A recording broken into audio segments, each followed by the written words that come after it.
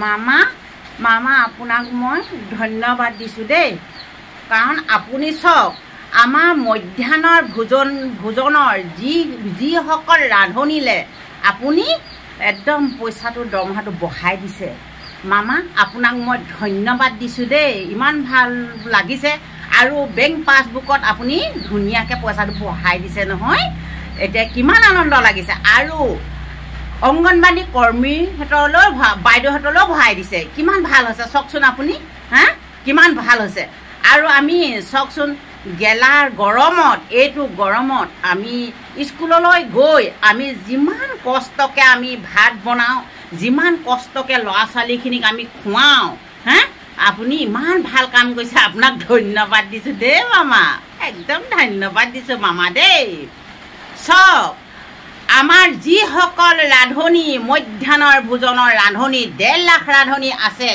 বহুত কষ্ট কৰিছে মামা এনেই বিনা কাৰণত আপোনাক বৰমহা বঢ়াই দিবলৈ কোৱা নাই মামা আপুনি এবাৰ দকৈ ভাবি চাওক আমাৰ ৰান্ধনিসকল চাকৰি বুলি কয় আমি কওঁ এটা ৰান্ধনি কৰিছোঁ আমাক কয় বহুতে কয় বাইদেউ আইতা জেঠাই আপোনালোকৰ সেইটো চাকৰিৰ নামত আমি অকল 1000কে পইচা পাব লাগে নেকি চাওকচোন কিমান কষ্ট কৰোঁ বাৰু আমি ৰাতিপুৱা 8টাৰ পৰা গৈ আমি 1টা 2টা বজালৈকে উপস্থিত থাকোঁ স্কুলত আৰু স্কুলত আমি এনেই পটককৈ গৈ পিনে ৰান্ধিবলৈ আমি নেপাওঁ আমি অলপ আধা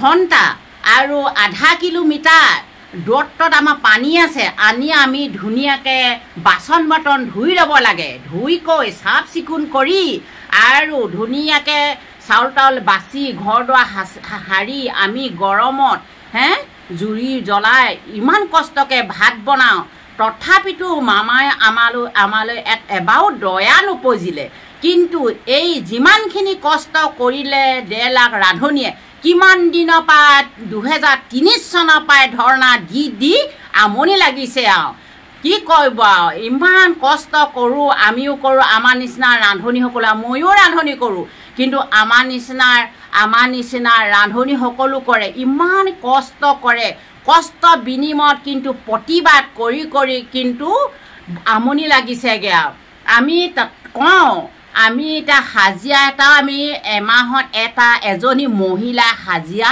6000-7000 টকা পায় আমাক মুঠতে কিমান হয় 1000 টকানো আমি পাব লাগে নেকি আমি ভাবোঁ এৰি দিওঁ নেকি নকওঁ এনেকৈ ভাবোঁ আকৌ এখিনিয়ে কয় নহয় বাইদেউসকল জেঠাসকল আপোনালোকে চান্সটো নেৰিব আপোনালোকে যেতিয়া এৰিব তেতিয়া পইচা সোমাব নহয় পাব ৰান্ধনিসকল আপোনালোকে বেয়া লাগিব সেই বিনিময় আমি কষ্ট কৰিয়ে আছোঁ তথাপিতো আমাক দিয়া নাই নহয় পইচাটো অলপ বঢ়াব লাগে আৰু এনেকৈ ধৰণে যদি নবঢ়ায় আৰু 1.5 লাখ ৰান্ধনিয়ে যদি ভোটটো যদি খেলি মেলি কৰে এইটো বহুত কাটন যাব নহয় ৰান্ধনিসকলৰ মনতে দুখ পাই আছে নহয় ইমান কষ্ট কৰে কেঁচা গাম মাটিত পেলাই ৰান্ধনি কৰে এইহেন গেলা গৰমত থাকিব নোৱাৰি AC ৰুমত থাকে কিমান কষ্ট কৰে গছৰ তলতলে থাকে তথাপিতো আমাৰ যিটো দায়িত্ব আমি কৰি ল'ৰা ছোৱালীখিনি খুৱাওঁ আৰু ল'ৰা ছোৱালীখিনি নোখোৱালে নহ'ব নহয় ল'ৰা ছোৱালীখিনি গৰমতে ভাত খাব নোৱাৰে গুচি আহে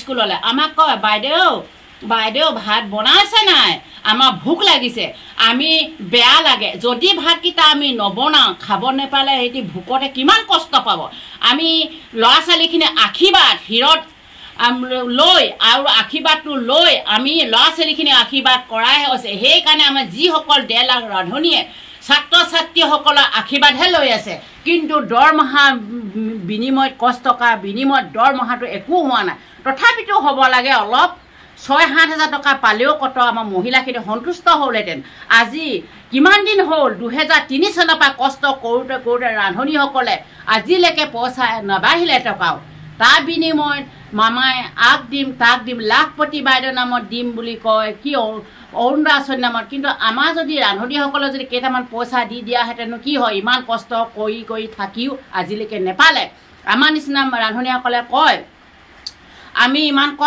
নষ্ট নকৰোঁ কিছুমানে কয় আমি চেন্নাই কেৰেলা বাহিৰত কিবা কিবি কোম্পানীত সোমালে আমাৰ যথেষ্ট টকা আমি দৰমহা পাম তাৰপিছত এখিনিয়ে কয় ল'ৰা ছোৱালীখিনিকে এৰি যাবলৈ মন নাযায় নহয়। ল'ৰা ছোৱালীখিনি মৰমতে আমি ৰান্ধনি কৰি আছোঁ, আজি ৰান্ধনি কৰি আছোঁ।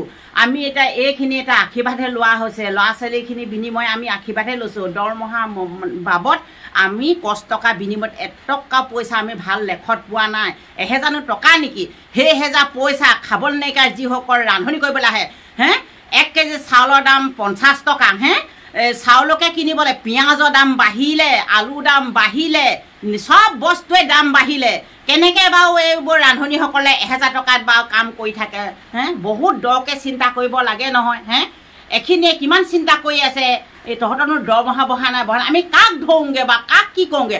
আমি অসমৰ মুখ্যমন্ত্ৰী দেৱকহে আমি মামাকহে ক'ম, আৰুনো কাক ক'ম? আমাক কোনেনো দিবনো? আমাক কি গাঁও পঞ্চায়তে দিবনে, কোনোবা সভাপতিয়ে দিবনে, কোনোবা কাউন্সিলাৰ দিবনে? দিব আমাৰ মামাহে এইবোৰ সমাধা কৰি, আমি মামাকহে ক'ব লাগিব। আমি কাক ক'ম বাৰু? ইমান কষ্ট কৰোঁ, হ'লেও আমালৈ তাৰমানে তাৰ বিনিময় আমাক একো নিদিলে। আৰু আজি দিম কালি দিম কৈ একদম ৰান্ধনিসকলক প্ৰতিবাদ কৰাই মাৰিছে, থানাই গৈ প্ৰতিবাদ কৰেগৈ, ঘাও দিয়ে, কিমান কৰিলে আই তাৰ বিনিময় আজিও একো নেপালে। কিন্তু মোৰে বেয়া লাগে, মই এতিয়া ৰান্ধনি এৰি দিম বুলি কওঁ, মোৰ লগৰো কয়, কিন্তু এই ল'ৰা ছোৱালীখিনিকে আশীৰ্বাদ লৈয়ে আমি ভাত বনাই আছোঁ। এতিয়া মামাহে জানে, মামাই এতিয়া ভোটো আহি আছে, আমাৰ দৰমহাও নেভাঙিলে কি কৰে আৰু 1.5 লাখ ৰান্ধনি আৰু এনেকৈ মনটো দুখ পাব নহয়। আপোনালোকে কি ভাবে ক'ব না, কমেণ্ট বক্সত খোলা থাকে, কমেণ্ট কৰিব। আপোনালোকে ৰান্ধনি নক'লে কেনেকুৱা পাইছে কমেণ্ট কৰিব। আৰু মই ইমান দুখ পাইছোঁ, প্ৰতিটো বস্তুৱে দাম বাঢ়িছে, প্ৰতিটো বস্তুৱে দাম বাঢ়িছে। আমাৰ আকৌ ৰান্ধনিটো এটকাও নেবাঢ়ে। আজিৰ পৰা চাউলৰ পৰা, চাফ চাবোনৰ পৰা, আলু পিঁয়াজৰ পৰা কিমান দাম বাঢ়িছে, কিন্তু আমাৰ ৰান্ধনি এটকাও নেবাঢ়ে। কি কথা ক'ব নোৱাৰোঁ। মই ভাবিছোঁ আৰু এইবছৰ কৰিম আৰু পাৰিলে এৰিহে দিম বুলি ভাবিছোঁ আৰু দেই, নকওঁ আৰু ঘৰতে কিবা কিবি কৰিম। এতিয়া স্কুললৈ ওলাই যাওঁ, হাঁহ কুকুৰা পোহোঁ, গাহৰি পোহোঁ, ছাগলী, ক'ৰবাত গাহৰিকে দানা দিব থাকি যায়, ক'ৰবাত হাঁহ কুকুৰাকে হ'ব, ছাগলী হ'ব। কিমান কনিষ্ঠ হৈছে সকলো প্ৰত্যেকজনী মহিলাই ঘৰৰ পৰা যাওঁতে কিমান কষ্টকৈ 8টা বজাত ঘৰৰ পৰা ওলাই যায় বা 9টা 8:30 যায়, কিমান কষ্ট হয়, ঘৰৰ কাম থাকিয়ে যায়।